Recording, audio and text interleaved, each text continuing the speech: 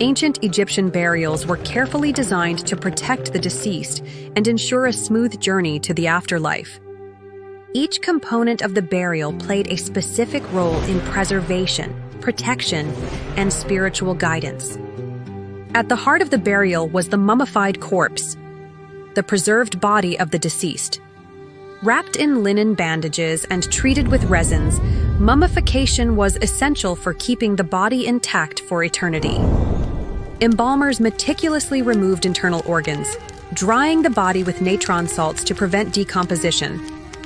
Amulets and charms were placed between the wrappings, offering protection and blessings for the afterlife. Encasing the mummy were the bandages and funerary mask, an additional layer that sometimes included a painted or gilded face resembling the deceased. This layer was essential for both physical preservation and spiritual recognition. Once embalmers wrapped the body tightly, inscriptions and protective spells were added to guard the soul and ensure its safe passage to the afterlife. In some periods, particularly during the Roman era in Egypt, mummification also included the use of mummy portraits. These were realistic painted depictions of the deceased, created on wooden panels and placed over the face of the wrapped mummy. Unlike traditional funerary masks, these portraits captured individual features with remarkable detail, blending Egyptian burial customs with Greco-Roman artistic influence. They were primarily found in sites like Fayum, leading to the term Fayum portraits. These portraits ensured the deceased's identity remained intact, allowing their soul to recognize its body in the afterlife. Some burials contained multiple coffins, depending on the period and the status of the deceased. High-ranking individuals, especially royalty and nobility, were often buried in a set of nested coffins, each offering an additional layer of protection. The inner coffin, the first actual wooden coffin, enclosed the mummy and was usually made of wood or cartonnage. It was richly decorated with inscriptions, religious texts, and symbolic artwork reinforcing beliefs in resurrection. Some were shaped to resemble the deceased, allowing their soul to recognize its body in the afterlife. Enclosing the inner coffin was the outer coffin, the largest wooden coffin, often adorned with hieroglyphs, divine imagery, and protective spells. Pharaohs and high-ranking officials sometimes had these outer coffins covered in gold leaf, signifying their royal and divine status. The inscriptions and religious symbols were meant to aid the deceased on their journey through the underworld, ensuring safe passage to the afterlife. All of these wooden coffins were then placed inside a stone sarcophagus, which was sealed with a heavy lid. This massive stone cover protected the burial from tomb robbers, environmental damage, spiritual threats, and physical decay. Many lids were inscribed with prayers, spells, and the name of the deceased to ensure their identity remained intact in the afterlife. Some featured elaborate carvings of protective deities meant to watch over the body inside. Many sarcophagi were engraved with images of Nut, the sky goddess, symbolizing her embrace as the deceased transitioned into the afterlife. The base of the sarcophagus served as the final resting place, often carved with protective spells and religious imagery. Some even contained small compartments for funerary goods or inscriptions explaining the journey to the next world. Alongside the mummified body, the Egyptians carefully preserved internal organs, believing they were essential for existence in the afterlife. These organs were stored in canopic jars, 4 intricately designed containers used to hold the embalmed stomach, intestines, lungs, and liver. Each of the 4 canopic jars was dedicated to a specific organ and protected by one of the 4 sons of Horus. The Imseti jar, with a human-shaped lid, held the liver and was under the protection of the goddess Isis. The liver was important because it was believed to filter impurities from the body.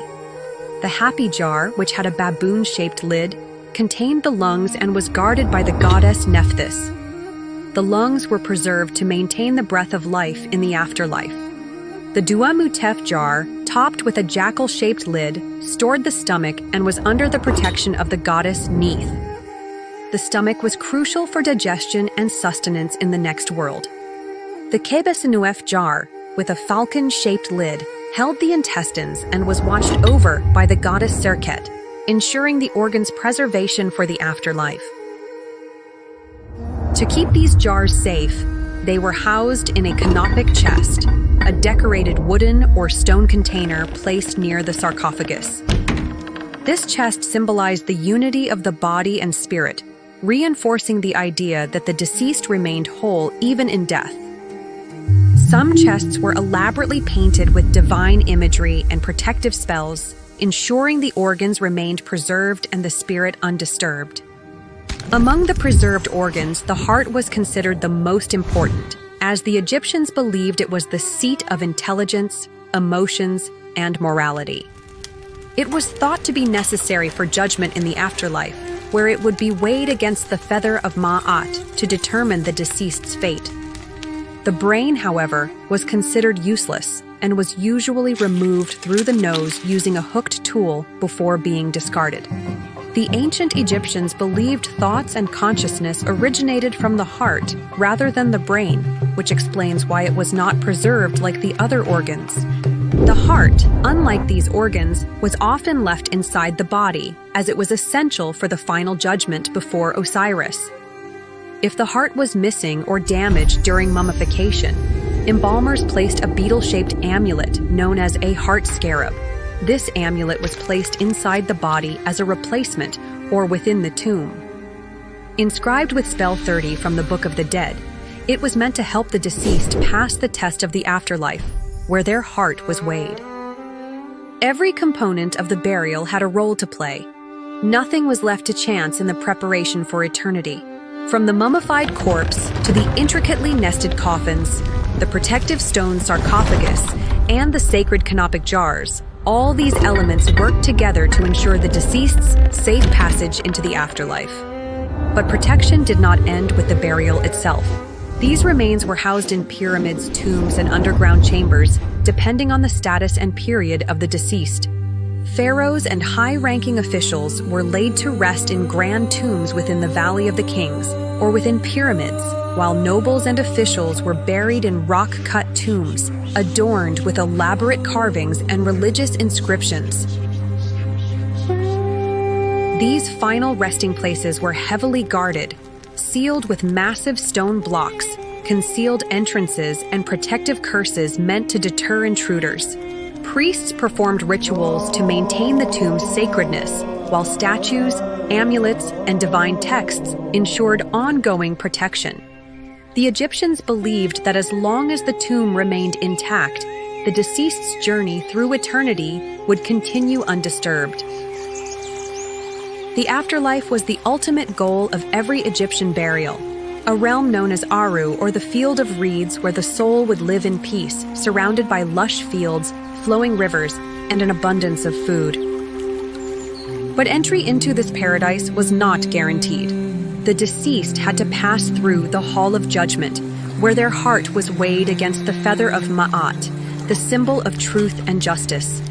If the heart was lighter than the feather, the soul was granted eternal life in Aru. If it was heavier, corrupted by wrongdoing, it was devoured by Ammit, the soul-eating beast, and the person would cease to exist.